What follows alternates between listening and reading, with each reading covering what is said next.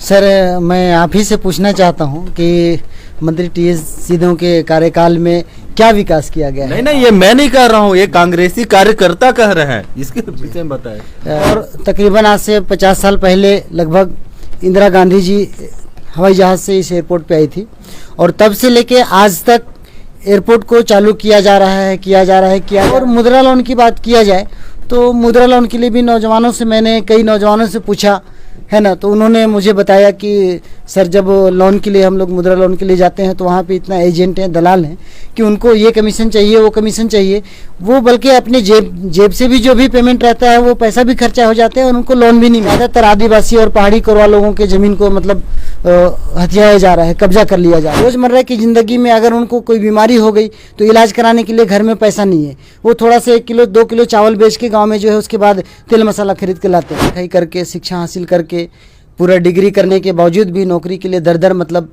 परेशान है, ठोकरे खा रहे हैं। मजबूर होके उसे किसी कपड़े दुकान में काम करना पड़ता है, कभी किसी जूते चप्पल दुकान में काम करते हैं। यानी आज हमारे साथ सरगुजा आम आदमी के वरिष्ठ नेता हकीम अब्दुल माजिद जी मौजूद हैं। सर, बहुत बहुत स्वागत है हमारे चैनल में। जी सर, धन्यवाद। आपसे पहला सवाल यही है कि क्या हम मान ले कांग्रेस और बीजेपी से क्या बेहतर करके दिखाएगी आम आदमी पार्टी? जी सर, हम सबसे पहले तो ये मान लेते हैं कि बीजेपी और कांग्रेस दोनों पार्टियों ने छत्तीसगढ़ के अंदर काम किया है, पर जब छत्तीसगढ़ प्रदेश का स्थापना हुआ तो 3 साल कांग्रेस ने शासन किया है और 15 साल बीजेपी ने शासन किया और लगभग 4 साल से अधिक हो गए कांग्रेस शासन कर रही है। बीजेपी का कहना यह है कि हमने छत्तीसगढ़ के आम जनता को घर बना के दिया है और कांग्रेस सरकार का ये कहना है कि मैंने बेरोजगारी हटाई, रोजगार दिया है।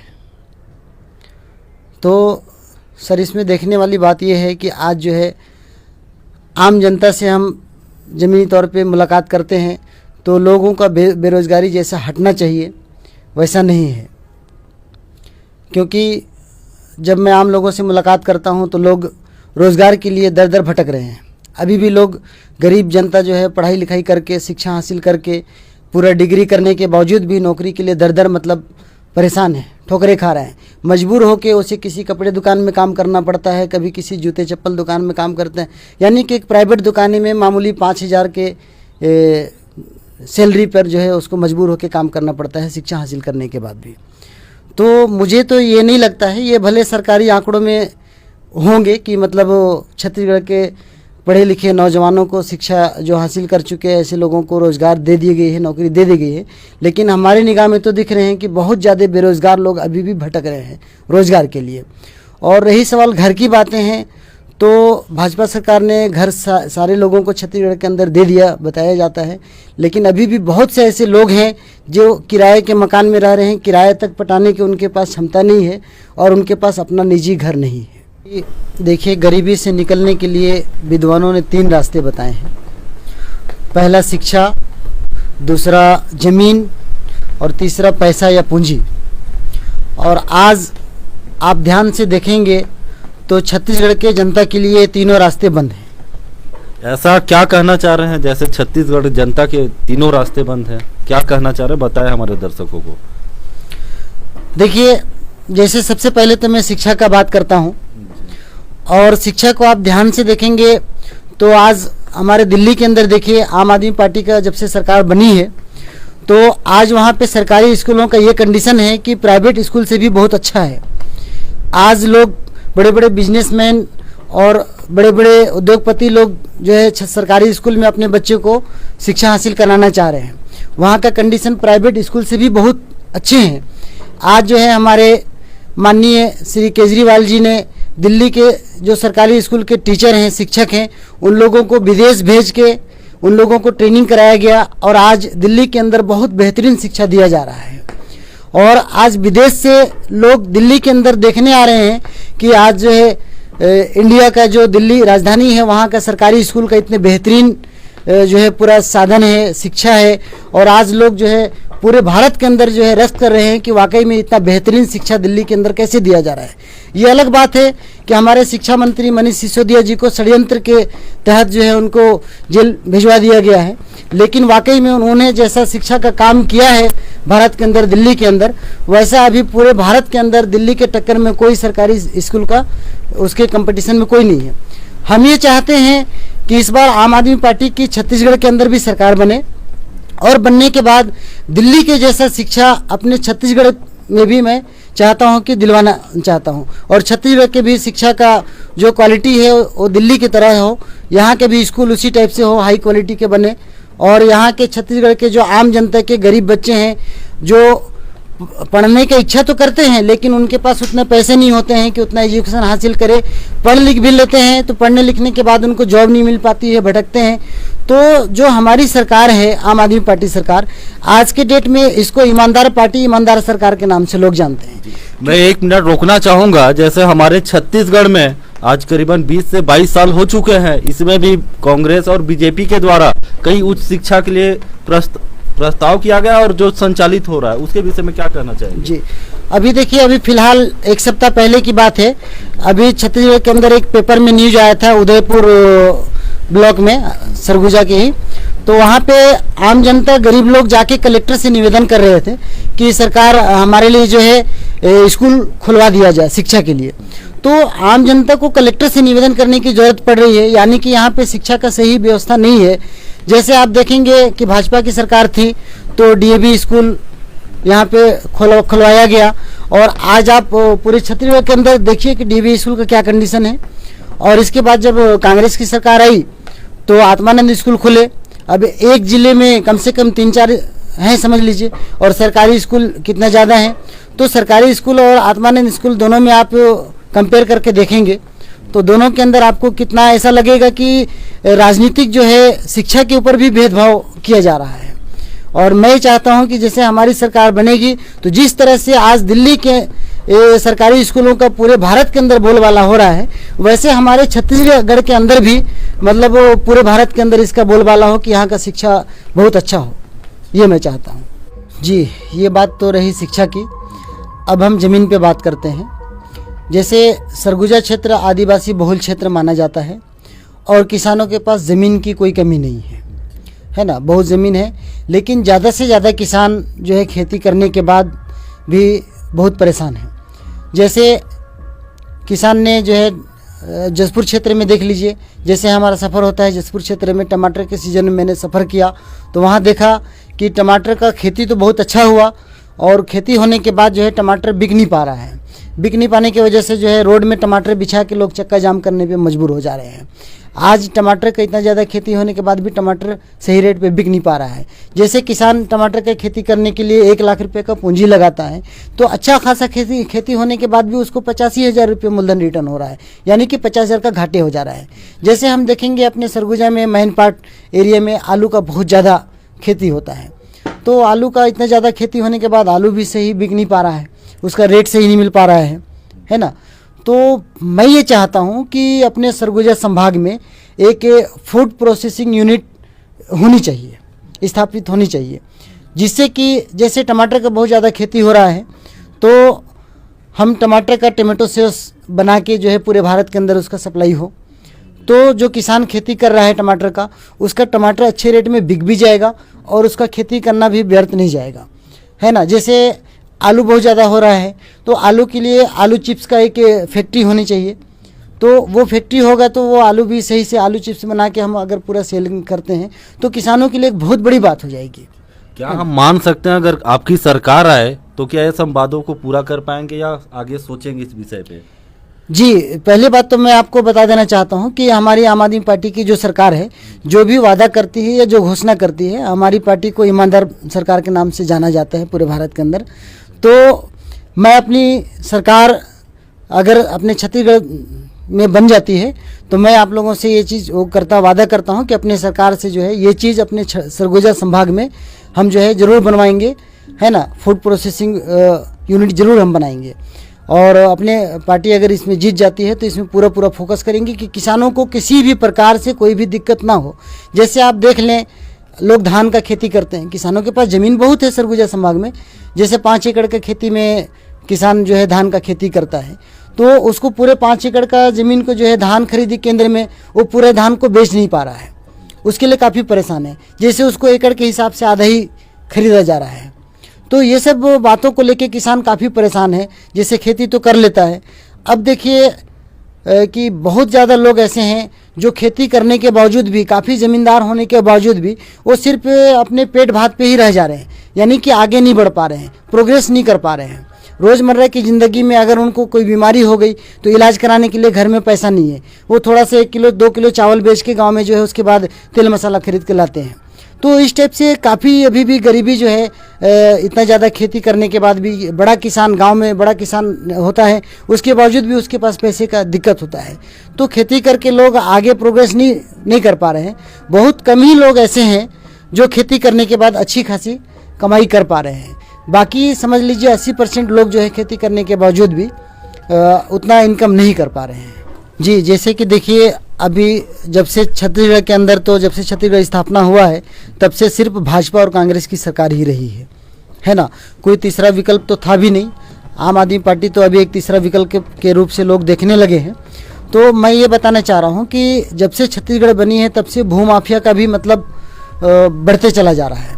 जैसे किसानों की ज़मीन को कब्जा करते चले जा रहे हैं लोग, भूमाफिया। इससे भी किसान काफ़ी आए दिनों जो है पेपर में, न्यूज़ में, अखबारों में आते रहता है कि बड़े बड़े भूमाफिया जो है वो 5 एकड़ 10 एकड़ 20 एकड़ 50 एकड़ इस टाइप से बड़े बड़े ज़मीनों को कब्जा करते चले आ रहे हैं। इसके लिए भी जो है किसान काफ़ी परेशान है। तो इन सब चीज़ों को मैं बताना चाहता हूँ कि जब छत्तीसगढ़ प्रदेश में अपनी सरकार बनेगी, अपनी शासन होगी, तो इन सब चीज़ों से मतलब आदिवासी, ज़्यादातर आदिवासी और पहाड़ी कोरवा लोगों के ज़मीन को मतलब हथियाया जा रहा है, कब्जा कर लिया जा रहा है। तो इन सारे गरीब लोगों को भी, ज़मींदारों लोगों को भी मेरी तरफ से एक, अपनी सरकार की तरफ से एक आश्वासन है कि ये जो भूमाफिया वाली जो बातें हैं इससे भी पूरा खास तौर से हम लोग ध्यान देंगे और इससे छुटकारा देंगे। जी, अब हम बात करते हैं कि पैसे के जरिए से गरीबी से कैसे बाहर निकला जा सकता है। जैसे अगर एक आम जनता के पास, आम गरीब के पास अगर एक पूंजी होता तो उस पूंजी के जरिए से वो कोई रोज़गार करता। जैसे बहुत सारे ऐसे रोज़गार हैं, जैसे मुर्गी फार्म है, बकरी फार्म है, पशुपालन है, बहुत सारे ऐसी चीज़ें हैं, जैसे छोटी छोटी दुकानें हैं, कपड़े दुकान हैं, या कोई छोटे मोटे नाश्ता, चाय नाश्ता के होटल वगैरह हैं, ठेला वगैरह हैं, जूते चप्पल दुकान, बहुत सारे ऐसे रोज़गार हैं जो रोज़गार करने के लिए मतलब पैसे की ज़रूरत है, पूंजी की ज़रूरत है। और लोगों के पास पैसे का इंतजाम नहीं है। लोग पढ़ते पढ़ते ही मतलब आधा उम्र चला जाता है, शिक्षा हासिल करते करते पूरा पूंजी पैसा सब खत्म हो जाता है लोगों के पास, है ना। तो आज देखा जाए कि पैसे को लेके नौजवान कितना परेशान है ना। अब पैसा कहाँ से हासिल किया जाए? पैसा हासिल करने के लिए लोग बैंकों के चक्कर लगाते हैं, है ना।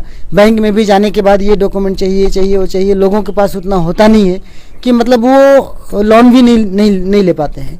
और मुद्रा लोन की बात किया जाए तो मुद्रा लोन के लिए भी नौजवानों से, मैंने कई नौजवानों से पूछा, है ना, तो उन्होंने मुझे बताया कि सर जब लोन के लिए हम लोग मुद्रा लोन के लिए जाते हैं तो वहाँ पे इतना एजेंट हैं, दलाल हैं कि उनको ये कमीशन चाहिए, वो कमीशन चाहिए, वो बल्कि अपने जेब से भी जो भी पेमेंट रहता है वो पैसा भी खर्चा हो जाता है और उनको लोन भी नहीं मिल पाता है।